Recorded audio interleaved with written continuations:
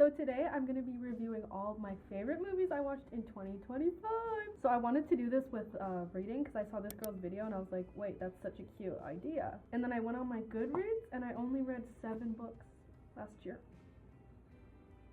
I thought I literally read so much more. And that was a goal of mine last year, was to like watch more movies and critique them because I really do love film, cinematography. I have a list here of my top 10 movies that I reviewed from 2025, so we're gonna go through them.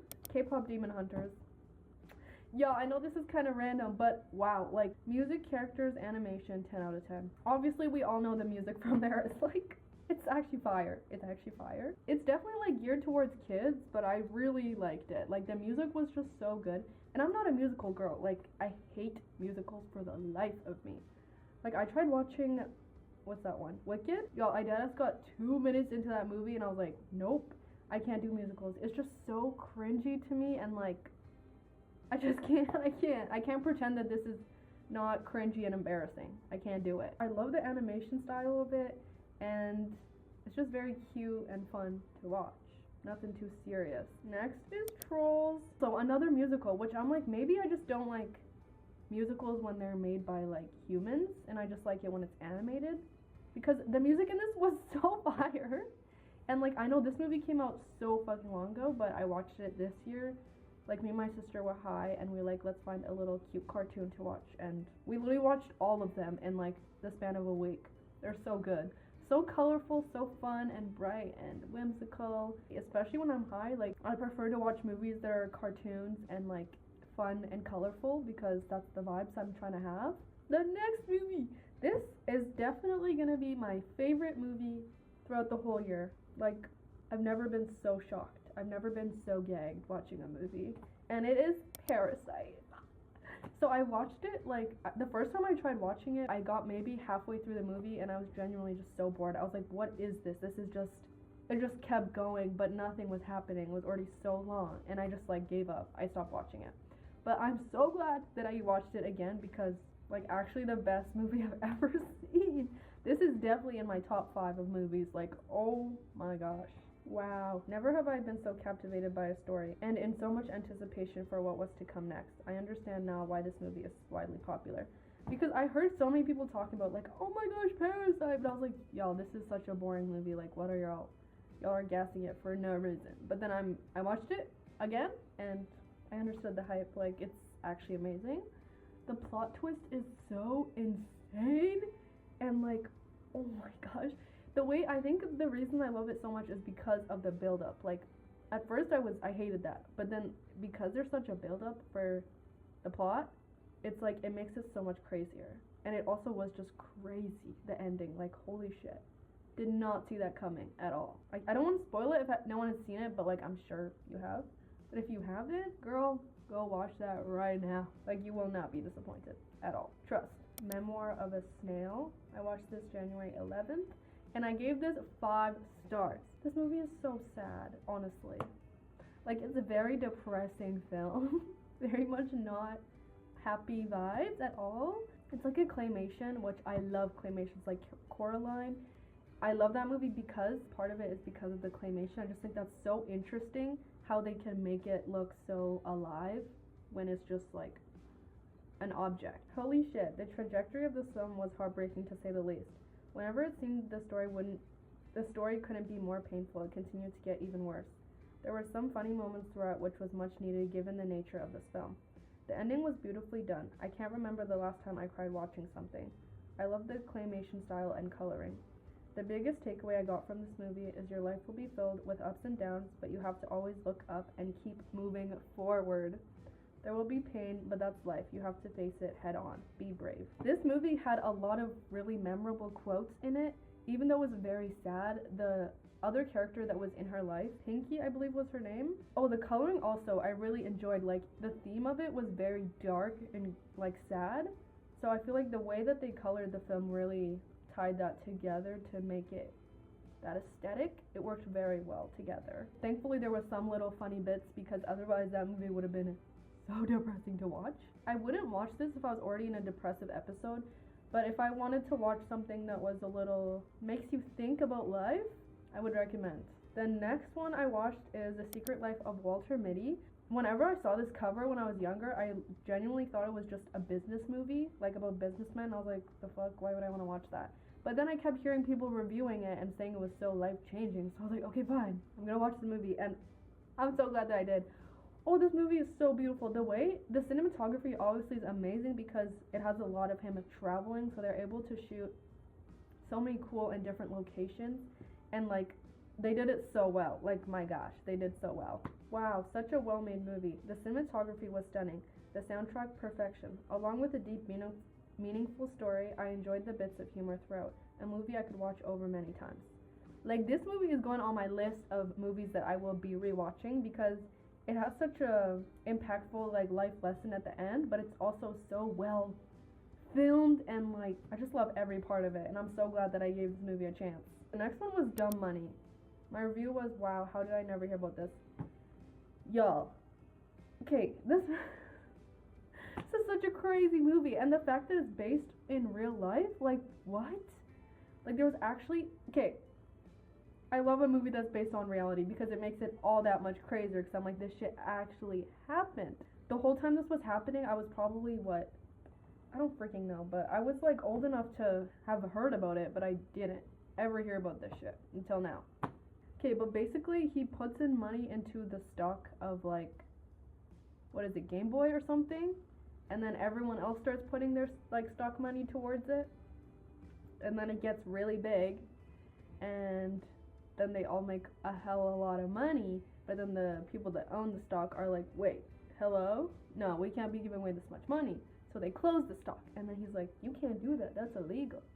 And then he makes $1 billion and he just dips. Everyone was saying that he was like cheating or like somehow was like doing something secret that was illegal, but he literally just did his research and then invested in the stock that he knew was going to succeed.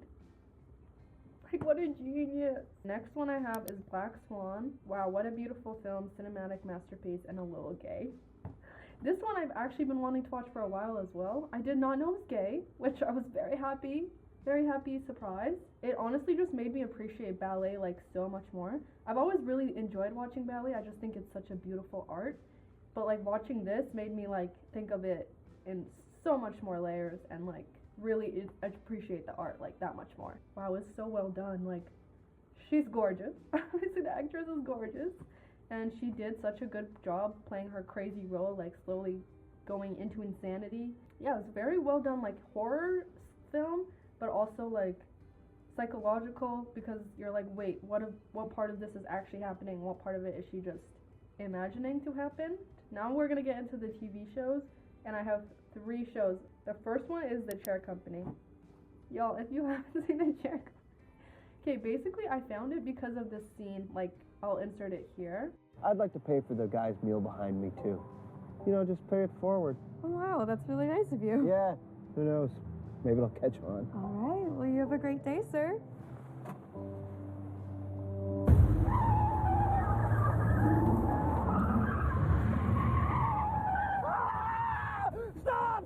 Stop! Please let me go! Please let me go first! I'm doing something! Hi, can I take your order? 55 burgers, 55 fries, 55 tacos! And that's where I first saw this actor, and I genuinely just thought he was so funny. So I looked up like if he had other shows, and I found The Chair Company, and it's so good, bro. It's so funny, but like in a different way, because his sense of humor is so like quirky, and it's not like, I don't know. This show is set to be like a mystery, like he's uncovering a bunch of secrets and being a detective, but like with the funny humor of his personality just makes it.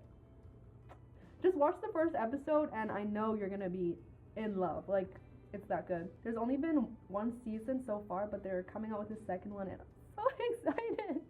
I'm so excited because it's like mystery too, so I'm like, what the fuck is actually happening?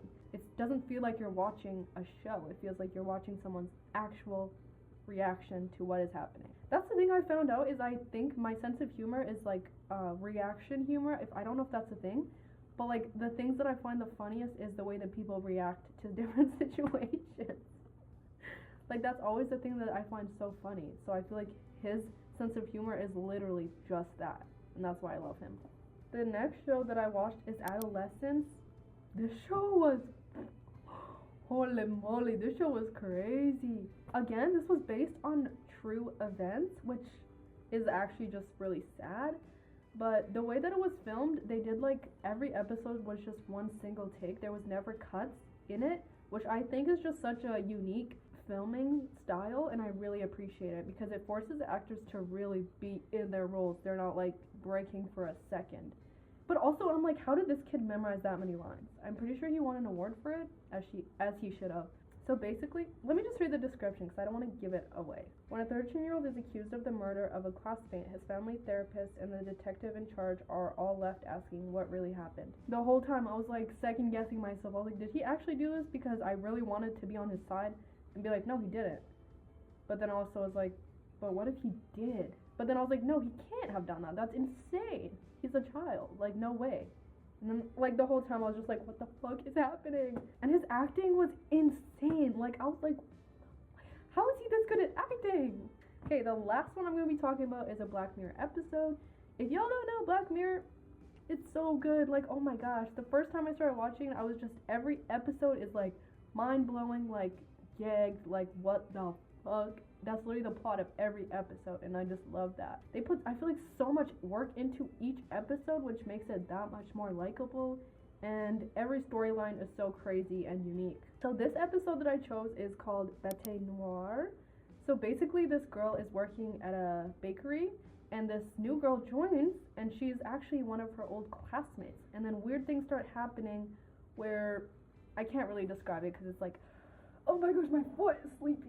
What the fuck? I can't really describe it without giving it away, but it's like just crazy situations start happening where you're like, is this reality or is this not? If y'all haven't seen Black Mirror, first of all, go and watch every single episode, like dead ass. Because I do love watching shows sometimes to just like relax, unwind, not have to think.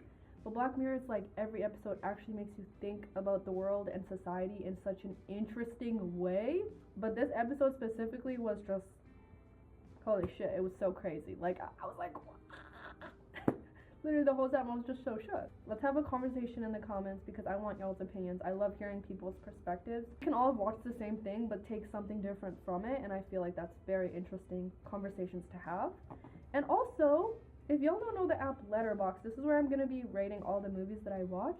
This is really what made me get into watching movies because, like, I love reading other people's opinions about the same films that I've seen and what their takeaways are from it. And it's low-key like Pinterest, but just with movies. You can make your own lists, and it's so much fun. If y'all have Letterboxd, go follow me. If you guys liked it, give it a thumbs up. And I will see you guys next week. Bye!